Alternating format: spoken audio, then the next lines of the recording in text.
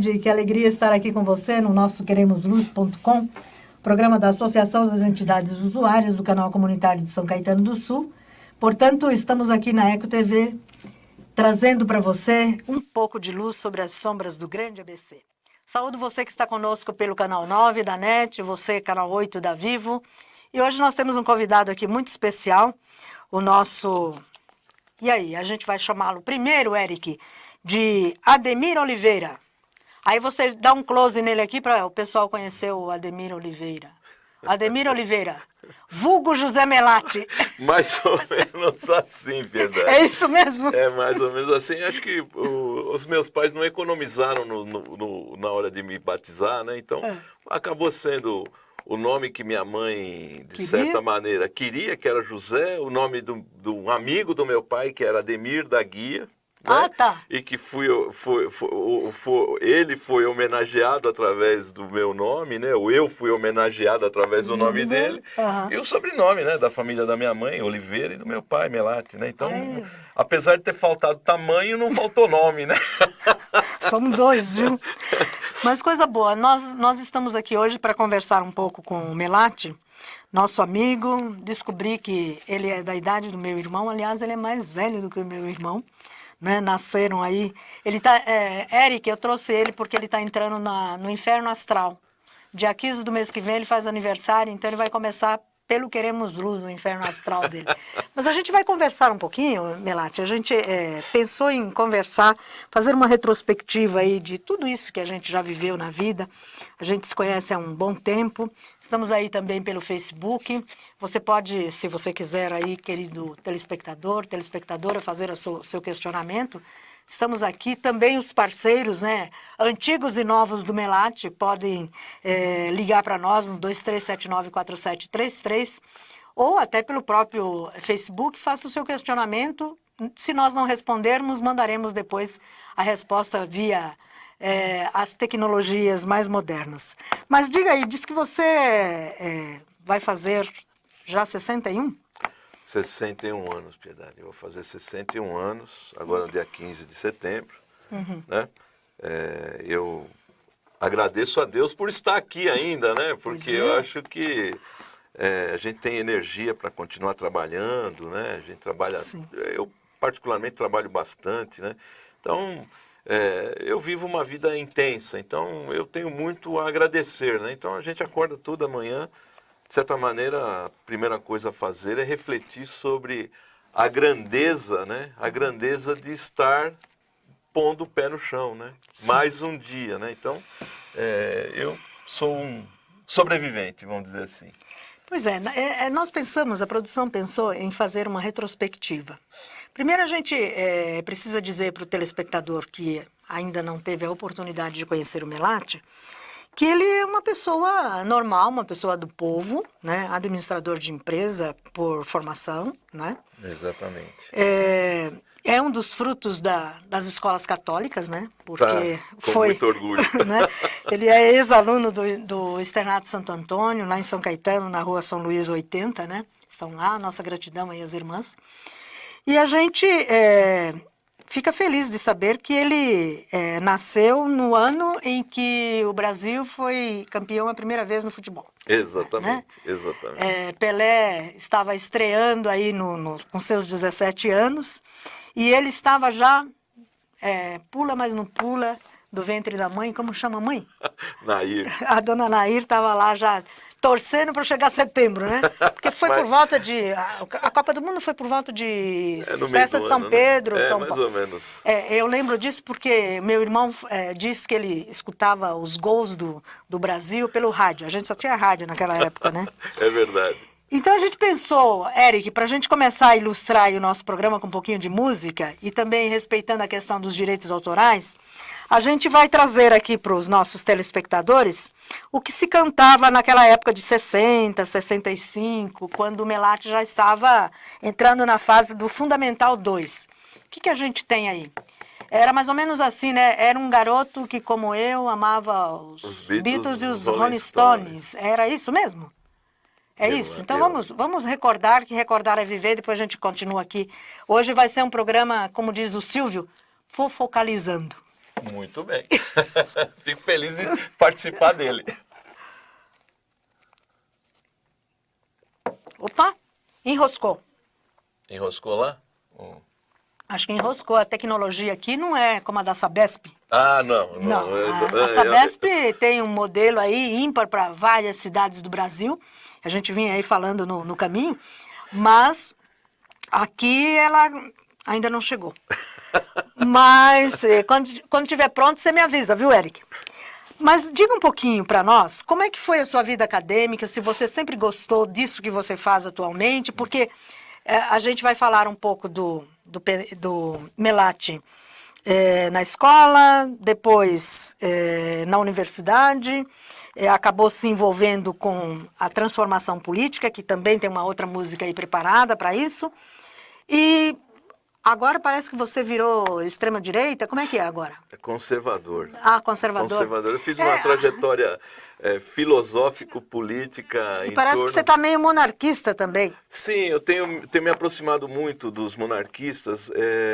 Tem sido, assim, muito profícuo. Eu me confesso um ignorante do ponto de vista da história da monarquia. Então, eu não sou a pessoa mais habilitada para falar sobre monarquia, mas o que me interessa, assim, no particular, é a questão do poder moderador, né? Isso sempre me deixou, assim, muito intrigado, né? Porque se você acompanha a história da República, né, é uma história de golpes e contragolpes ao longo de mais de um século, né? Sim.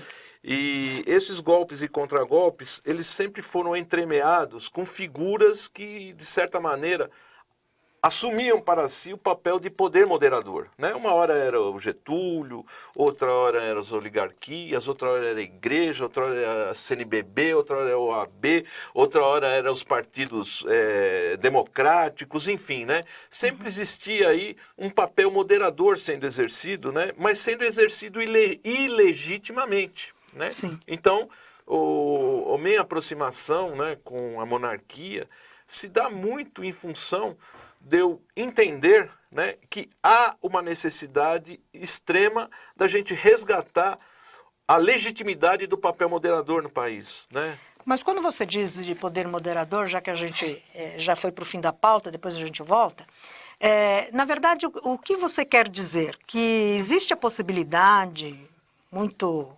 remota de daqui mais uns anos a gente se transformar numa Espanha? Olha, eu acho que nós temos essa perspectiva sim, Piedade, né?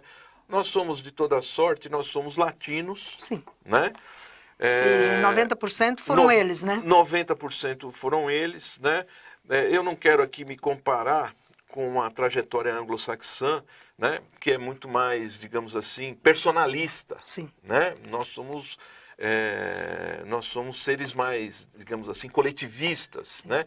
E o sentimento de pertencimento, né, que o poder moderador nos dava, nós perdemos, né? Então, eu acho que de certa maneira, né, não estou dizendo que é exclusivamente o atributo da monarquia que pode nos levar a resgatar, né, o papel monárquico, mas o que eu estou querendo dizer assim, de maneira bastante e até irresponsável, né? Porque a gente está falando sobre coisas que estão em andamento ainda, né? Sobre as quais eu tenho muito pouca autoridade, inclusive, mas até temos, né? Nós temos pouca autoridade, mas até de maneira irresponsavelmente decidida, né?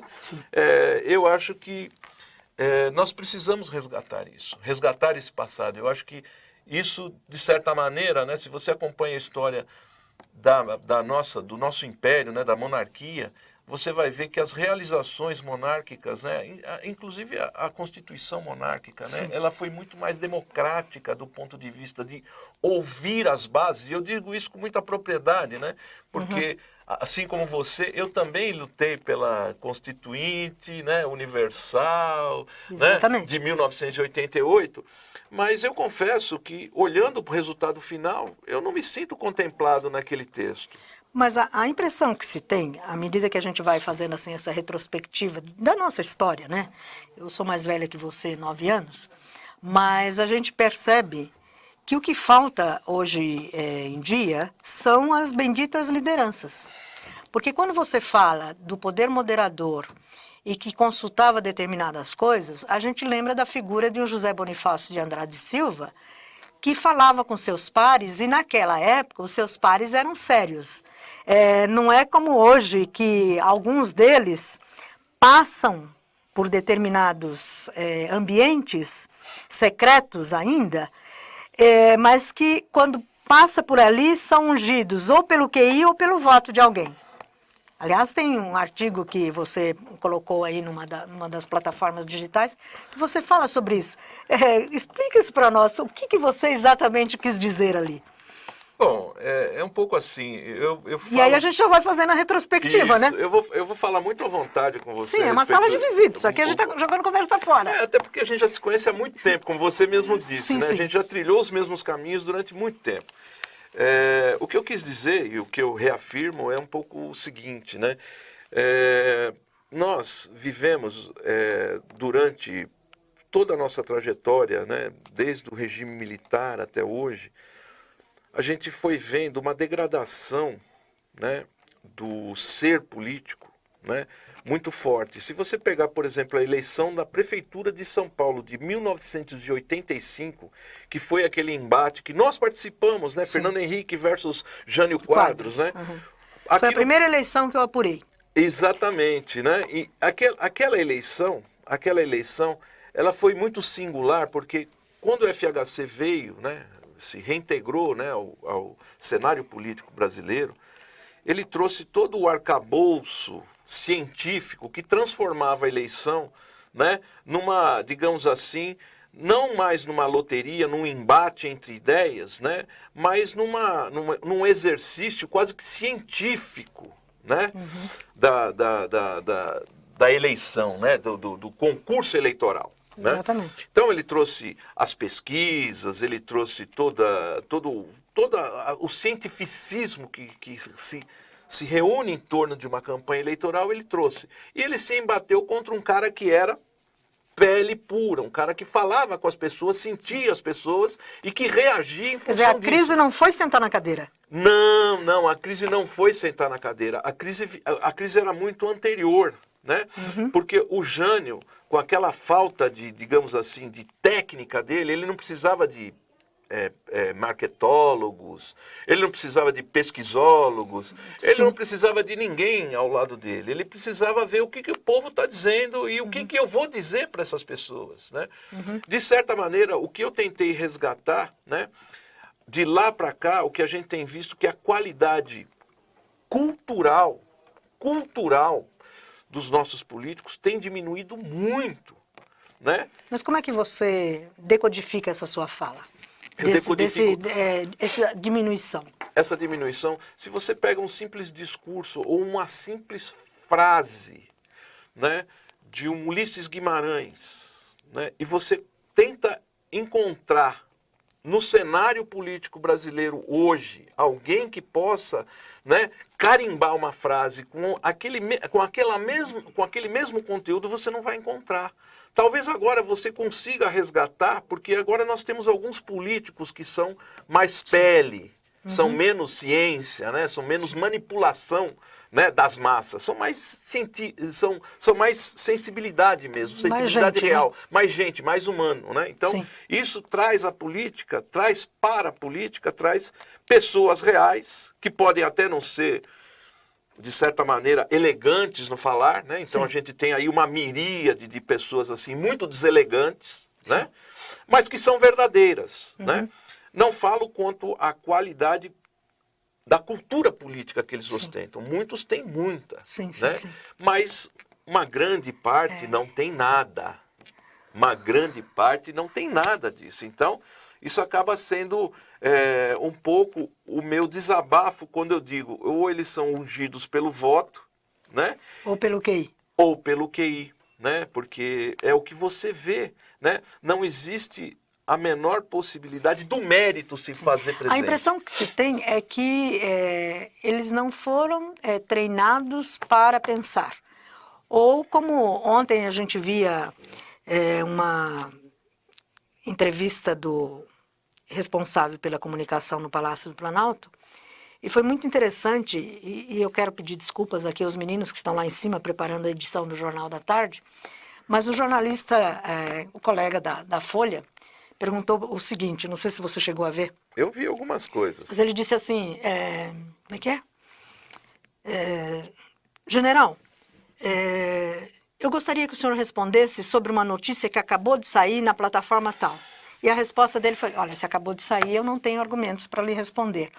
Quer dizer, o povo não pensa, o pessoal não sabe refletir. E eu fiquei me perguntando, né, depois de ler o seu artigo, eu disse assim, mas quem será que pôs aquele menino lá, né? Porque ele estava mais para foca do que para jornalista, né? Mas voltando aqui, nós estamos aí no queremosluz.com, programa da Associação das Entidades Usuárias do Canal Comunitário de São Caetano do Sul. Hoje aqui conversando nesta nossa sala de visita, tentando iluminar, com o Melati, ou Ademir Oliveira. Sua mãe não está assistindo isso não, né? Não, ela foi no médico, mas ela vai ver depois. Ótimo. E você que está aí pelo Facebook, a nossa gratidão a você. E a gente vai falar aqui um pouquinho dessa questão da falta de liderança. A gente pontuou aqui também a fala de políticos, por exemplo, um Ulisses Guimarães, o Celso Furtado, que foi Celso Furtado, padrinho, foi meu inspirador. Foi o seu inspirador lá no centro acadêmico, né? E como é que você vê hoje, ou se você gostaria de falar um pouquinho, por que de repente você, aquele menino que saiu lá de uma escola católica, São Luís Scrosop tocou no seu coração, né? Nossa gratidão aí para as irmãs Mansônia, que se não me falha a memória, é a atual provincial das Filhas da Providência. Como é que você foi parar? Naturalmente deve ter passado, como eu, pelas comunidades eclesiais de base. Aliás, nós estamos aí no mês temático das vocações.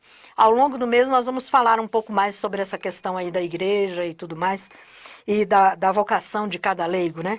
E de repente você foi, por conta de toda essa situação que se vivia dos governos militares e tudo mais, você é um dos João Batistas do Partido dos Trabalhadores aqui.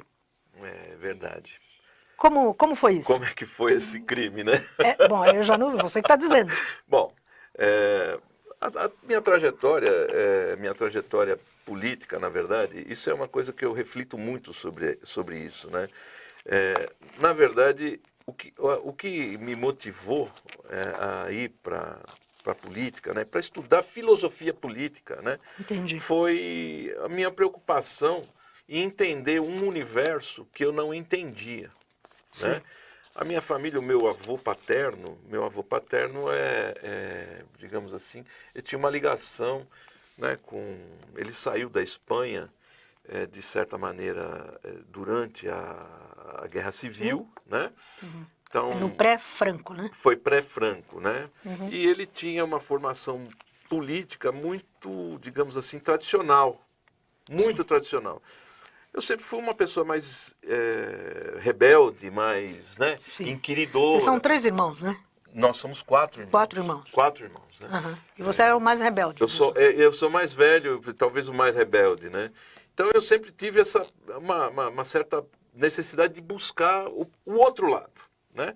Entendi. Isso me fez cair para a filosofia, né? Eu comecei como leigo, frequentar livrarias e adquirir aleatoriamente, né? Porque naquela época, e acho que hoje também, né? O ambiente cultural no Brasil é muito pobre. Então você não tem, por exemplo, um compêndio que fala, ó, se você quer entender tal assunto, você leia esses livros, né? Sim, você leia aqueles livros. Você não tem isso, né? Você não tem um guia, né? Não. Um índice que você possa, né, falar assim, para eu entender determinado assunto. Então eu aleatoriamente, pelos títulos e pelas orelhas, eu comecei a comprar os livros. E não tinha Google para você consultar? Não tinha Google, isso não aparecia na Barça, por exemplo. Exatamente, né? nosso livro de referência. Nosso livro de referência. Então, essas coisas... Como é que era outra? Mirador, né? Tinha a Delta La Russe e tinha a Mirador também. Né? Então, você não tinha referência. Então, eu comecei a frequentar as livrarias e comprar os livros, simplesmente comprar. Com isso, eu acabei trombando em muitos excelentes autores, né? E o que me motivava era conhecer o que é a esquerda. né? Eu queria conhecer a esquerda, né? Porque, de certa maneira, a minha família me dava uma certa sustentação para mim saber o que é a direita, né? O que é o campo conservador. Né? Isso você já sabia? Eu já sabia, ou pelo menos eu julgava saber. Entendi. E é claro que se você, de posse, né? Desse saber, que é um saber eminentemente natural, né? Que é transmitido de pai para filho, de vô para neto, né? Entre os tios, entre os irmãos. Aquela cultura familiar. Uma cultura familiar. E você contrapõe isso, né? A cultura que vem dos livros, é claro que tem um hiato, né? É quase que muito grande entre uma coisa e outra. Mais ou menos como quem sai do catecismo e vai para a teologia, né? Mais ou menos assim, né? Então, o que acabou acontecendo é que eu não encontrei forças em mim mesmo, naquilo que a minha família tinha me dado, para continuar defendendo aquelas bandeiras. Entendi. Então, isso foi... Aí você encontrou o filão. O Nirvana. Eu encontrei o Nirvana. Né? Foi ser como é que é, o rebelde sem causa da família. Exatamente. Aí eu comecei a me aproximar da esquerda, comecei, né, a militar no Partido dos Trabalhadores. E Dona Nair rezando. Muito. Rezando muito. E acabei, de certa maneira, me aprofundando nisso. Né? Aí, né, eu acho que tudo tem um momento de ruptura. Né? O meu momento de ruptura com a esquerda, né? Você sabe, você acompanhou a minha trajetória, você sabe que eu chefiei gabinetes, né, de deputados e tal, né? Então eu vivenciei tudo aquilo que os livros me diziam, que era a situação ideal que os livros construíam. Eu pude confrontar aquelas situações na prática. O que acontece nos bastidores? O que acontece com as pessoas reais? Entendi. E isso foi me fazendo, né? Foi caindo as escamas. Foi caindo as escamas. Né? Eu fui começando a ver que não existia nada por trás daquilo. Todo aquele saber, né, que estava toda aquela bibliografia que eu havia lido, consumido compulsivamente, aquele saber não se encontrava no dia a dia daquelas pessoas. Eles não faziam a menor ideia do que era aquilo, aqueles valores. Entendi. Né? Então, isso me deixou assim estarrecido. Eu não deixei de ser uma pessoa de esquerda por conta disso. Sim, claro. Né? Porque eu achava que eles não estavam à altura do que é ser esquerda. Né?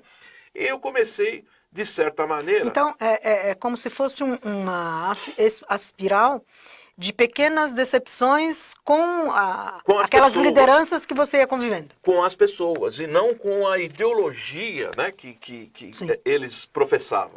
Né? Eu falei, a ideologia é pura. Mas as pessoas são impuras, não estão à altura dessa ideologia. Você sentiu na pele, com a ideologia política, aquilo que Gandhi sentiu na pele com o cristianismo. Exatamente. Então, aí o que acabou acontecendo? Né? Eu fui começar a tomar contatos, né? Eu por sorte, em 2007, 2008, eu tomei contato com Erich von Mises, né? É aquele que hoje virou um meme, né? Menos Marx e mais Mises, né? Pode até parecer meio patético, né? Mas eu comecei essa conversa, esse segundo ponto da conversa, falando para você que o ambiente cultural no Brasil, ele é muito, digamos assim, nebuloso, né? Você não tem um índice para você conhecer as coisas e tal, né? Até porque não é conveniente que se solte uma boa bibliografia, né? Exatamente. Porque se a gente tiver gente pensando, a gente não muda as nossas cidades. Não. Né? Eu tinha assim eu li muito Marx, eu li quase toda a obra de Marx, né? Não só o Capital, li toda a obra de Marx. E aí eu tinha um problema com o marxismo que se circunscrevia na teoria da mais-valia. Entendi. Né? Eu não conseguia resolver aquele problema. Para mim aquele problema era um problema insolúvel. Eu falei, esse problema não está bem resolvido. Esse é um problema que não está resolvido no arcabouço teórico do marxismo. Isso aí é uma explicação muito chechelenta para um problema muito grande. Sim. E aí, em função disso, né, eu até provocado por outras pessoas, né, falo, você tem que ler Mises. Mises fala sobre isso. Né? E um belo dia, em 2007 ou 2008, eu encontrei um artigo do Mises, um artigo numa revista. E eu comecei a ler. E eu falei, putz, grilo, mas o que ele diz não é no sentido de resgatar o valor da teoria da mais-valia. O que ele diz é que essa teoria é completamente furada. Aí eu comecei, falei, tem alguma coisa errada no edifício que eu construí para mim mesmo. Entendi. Eu estou vivendo num edifício que está todo Então seria assim, um edifício que se constrói sem alicerce? sem alicerces. Aí eu comecei a compulsivamente a estudar, né, ou complementar aquilo que a minha família tinha me dado lá atrás. Você foi resgatar Eu o fui- aspecto da arquitetura familiar. Exatamente. Né? Eu falei, putz, grilo, a minha família tinha uma certa razão nisso, e talvez eles não tivessem a cultura para me passar, né? Qual era o alicerce concreto daquilo. Entendi. Né? Mas ele estava em algum lugar e eu não soube procurar. Eu comecei a procurar. Parti para o Hayek, parti para o Scruton, parti para outros autores. E aí, tudo, de certa maneira, tudo acabou fazendo um certo sentido para mim. Né? Interessante. Então, o que me trouxe para a política foi a filosofia. O que me levou para a esquerda foi a filosofia marxista. E o que me tirou, né, da esquerda foi a filosofia novamente. Então, não é uma busca pelo poder, tem que é uma pensar. busca pela verdade. Né? Mas na época em que você estava no auge da sua rebeldia, tinha umas músicas aí que davam um gás para alimentar essa questão da ideologia, de mudar o mundo, de fazer um Brasil todo cor-de-rosa, com verde e amarelo e estrelas vermelhas. Não é isso, Eric? Ou não? Tem aí? Será que tem? Era mais ou menos assim, né? Tinha músicas, A tinha música- festivais de músicas. A música falava por nós, né, Piedade? Sim, porque a gente não podia falar muita a gente coisa, não né? podia falar muita coisa. Os jornais eram altamente censurados, né? Em que pese, eu vou falar para você, toda a minha biblioteca marxista eu li dentro do trem. Ah, é? Nunca fui impedido de fazer nada. Sim, mas também, né? Tu não tem cara assim de... Bom, tudo bem, não tenho cara, mas eu fazia. E acabou que eu acabei sendo uma liderança em algum momento. Sim, sim, sim. Com algum... Senão você não estaria sentado aí.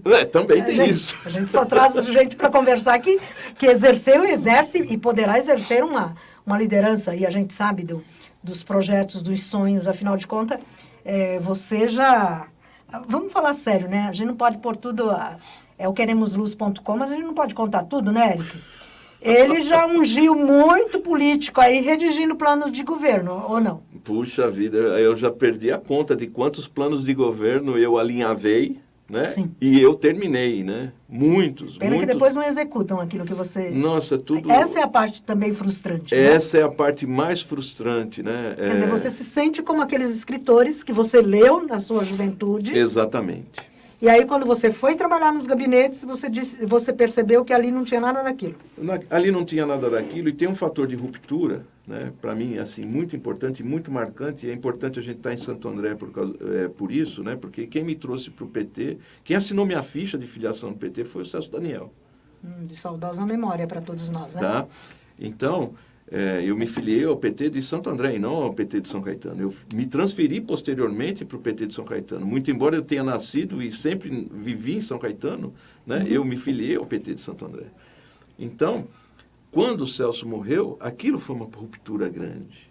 Para mim foi muito traumático, né? Então, aquilo tudo que eu já vivenciava, né? Digamos assim, no dia a dia... E que possivelmente vocês dois acreditavam, né?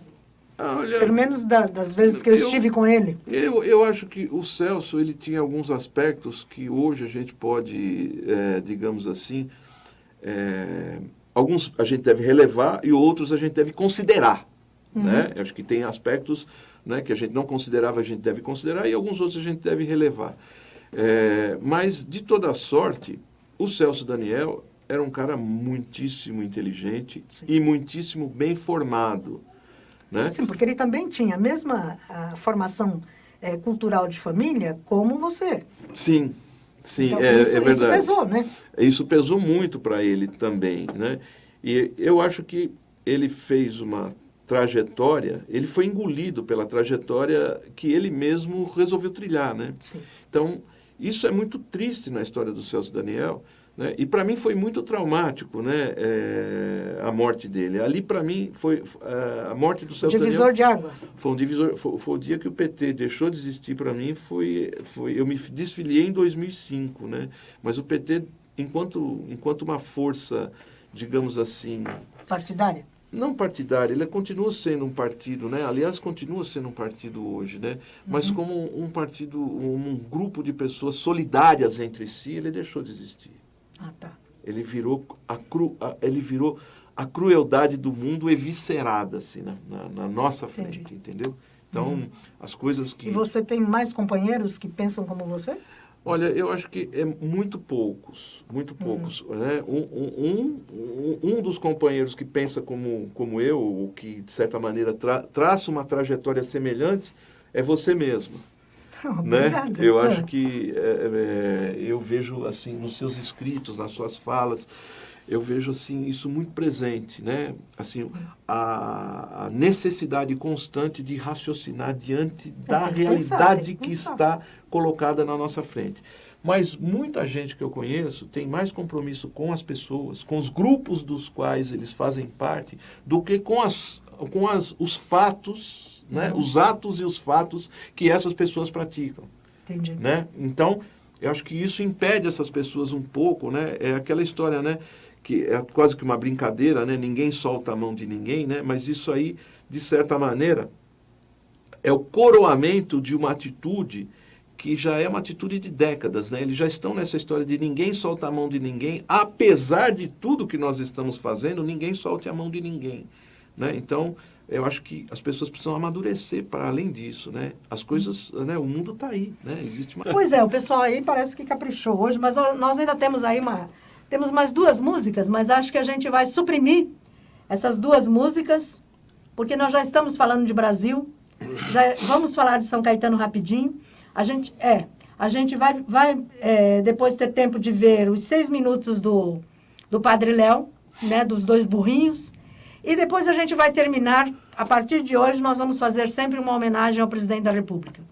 Porque você, querido telespectador, telespectadora, os meios de comunicação estão aí no prejuízo, por quê? Porque estão perdendo tempo. Tem tanta coisa boa que esse governo que está aí há 7 meses e alguns dias, e 6 dias hoje, né?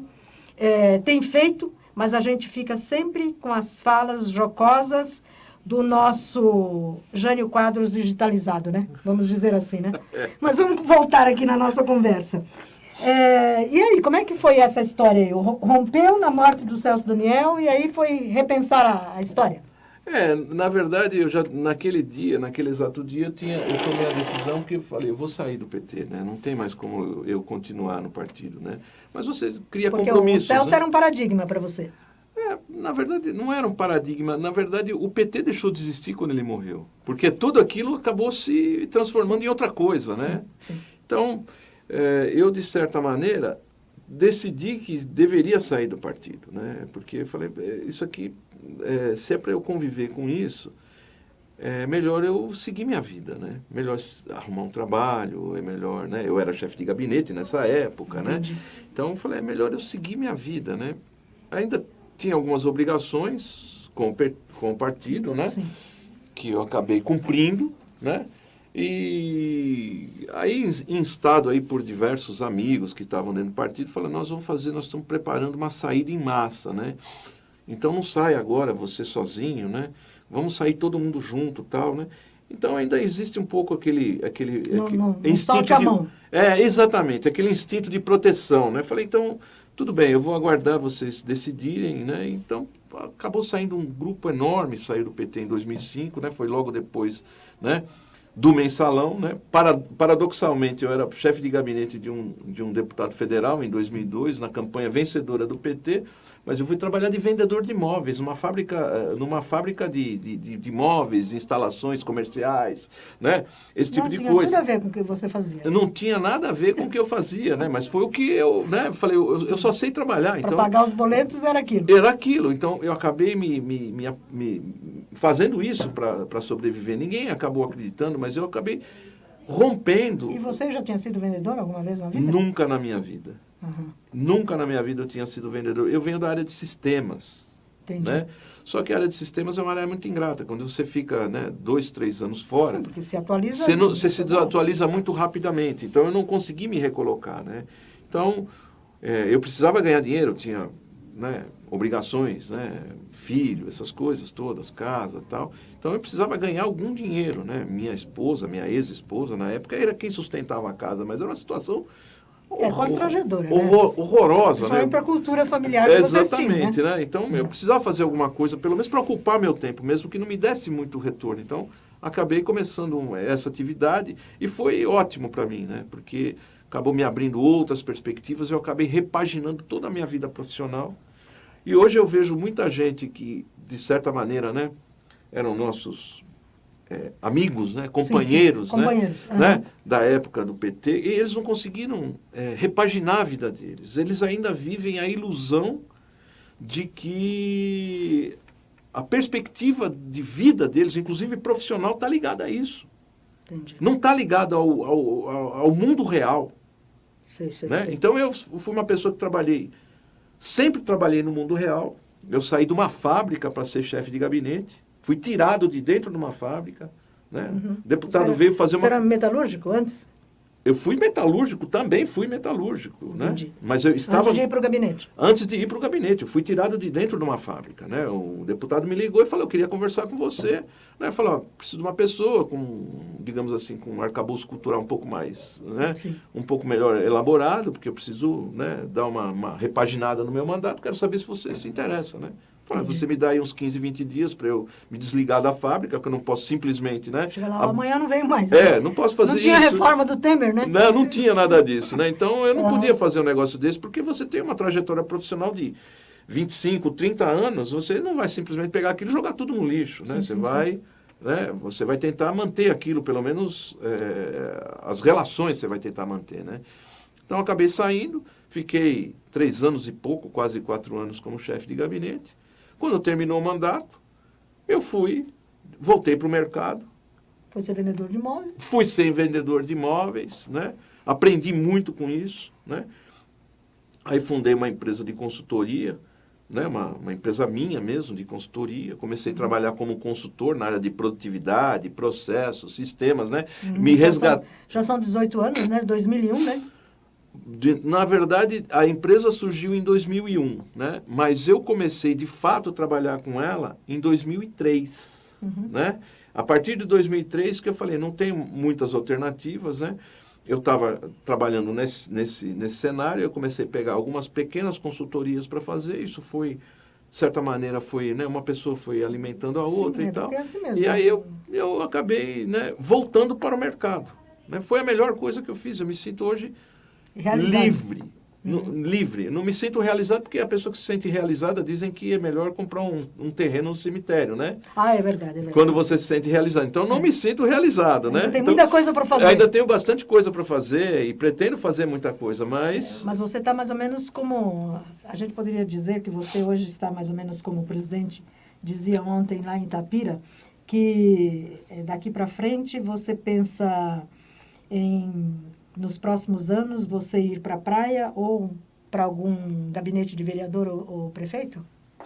Olha, assim, vereador, sinceramente, para um cara que sempre trabalhou fazendo as coisas, né?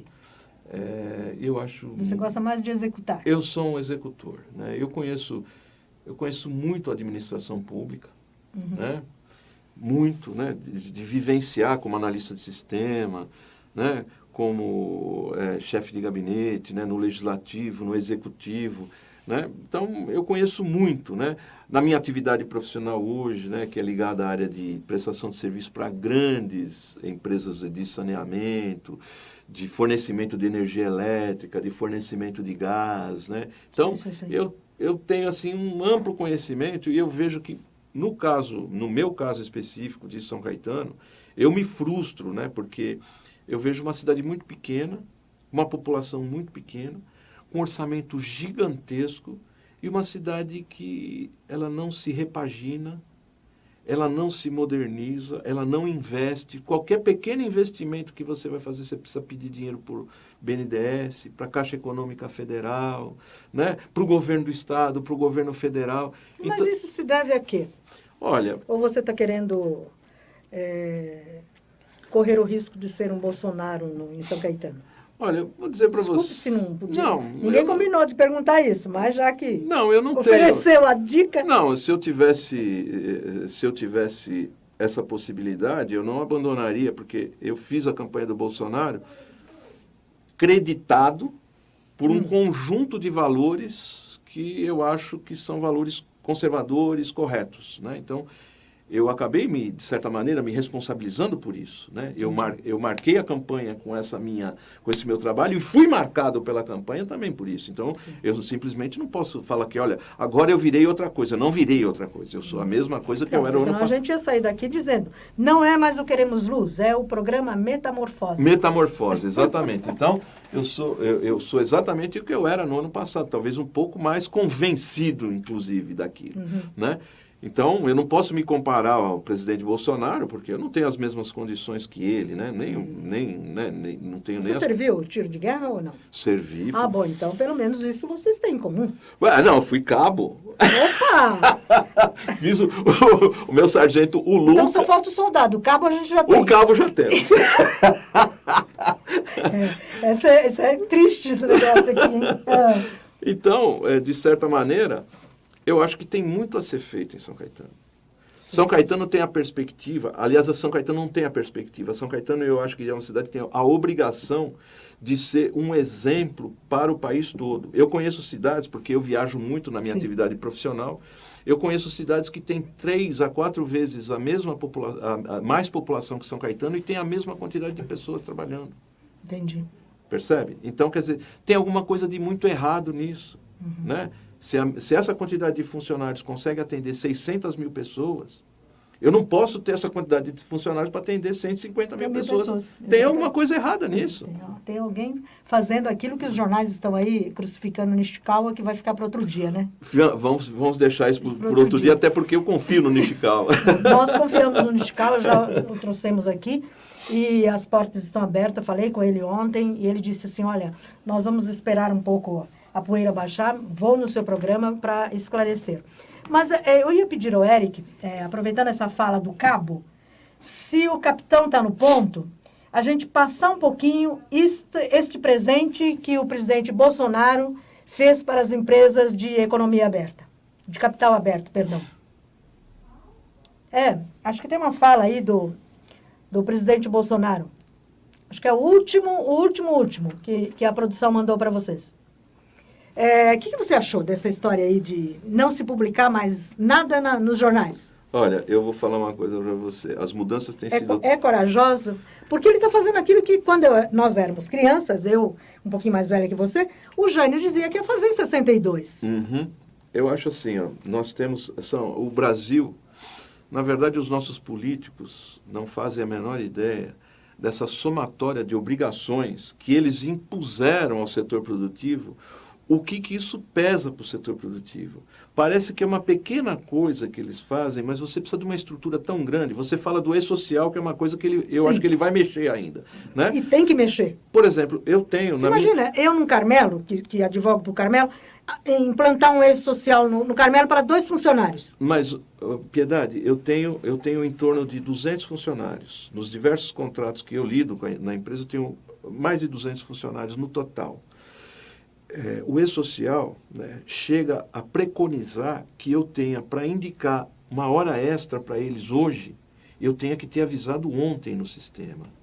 Quer dizer, é um negócio, eles criam uma estrutura que é para me multar. Sim. Né? Então, quer dizer, isso passou da hora, essa história da publicação, né, das publicações, é apenas uma gota num oceano de uma série de normas. Então você acha que isso foi muito positivo? Muito coragem, positivo, muito ou foi positivo. perseguição à imprensa? Não tem perseguição à imprensa nenhuma. A gente não pode viver de cartório. Né? Explica esse negócio do cartório. Eu achei interessante essa sua fala. O cartório é o seguinte, né? Eu te vendo um carro. Aí nós dois, eu e você é dona do dinheiro, eu sou dona do carro. Nós dois vamos lá no cartório, a gente vai se apresentar para uma menina de 18, 19 anos, que não tem o dinheiro e não tem o carro. Sim. E a gente só vai poder concretizar aquela transferência do teu dinheiro para mim e do meu carro para você se aquela menina de 18 anos permitir. É um negócio absurdo isso. É um negócio absurdo, é só no Brasil um troço desse pode acontecer. Como é que é? Eu fui transferir o documento do carro e passei por isso. Olha lá, a Lili passou por isso, gente. E por isso o Queremos Luz vai quase chegando ao final. É uma matéria que está no Facebook. Não tem como baixar. Nós vamos trazer na próxima semana melhor ainda do que isso que nós temos. Aliás, nós estamos falando com todo o pessoal de imprensa do Planalto. Me aguarde, porque nós vamos fazer isto todas as semanas, enquanto estivermos vivos, porque nós acreditamos no projeto de governo Bolsonaro. No próximo dia 17, você aí na sua comarca, só um minutinho aqui, Melati, você aí na sua comarca, onde o seu diretório do PSL está fazendo as inscrições de filiação, procure, mas você precisa ter coerência com aquilo que você vai assumir. Primeira coisa, entra no Google, baixa lá o Estatuto do PSL e leia. E questione o artigo 150. Deixei todo mundo curioso. Questione o artigo 150 do Estatuto do PSL. Diga, pois é, ele tem que dizer tchau agora, né? E agora, o que você diz para esse povo todo? Como é que foi estar aqui? Dia 15 você pode voltar, né? E a gente parte um bolo de aniversário para você aqui ao Vive a Cores. Tá certo, eu não sei. A minha agenda é meio louca, você sabe muito bem disso, né? Mas se eu tiver essa possibilidade, não teria problema nenhum. Eu acho que foi, assim, uma experiência...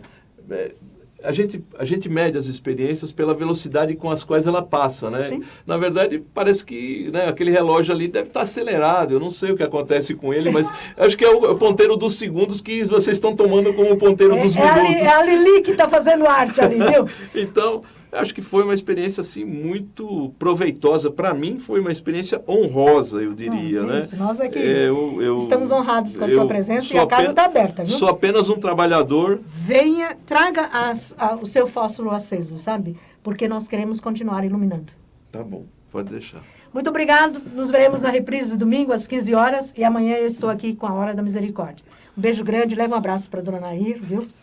E muito obrigada. Eu é que agradeço, gente. Viu como passa rápido? Nossa Senhora, esse negócio...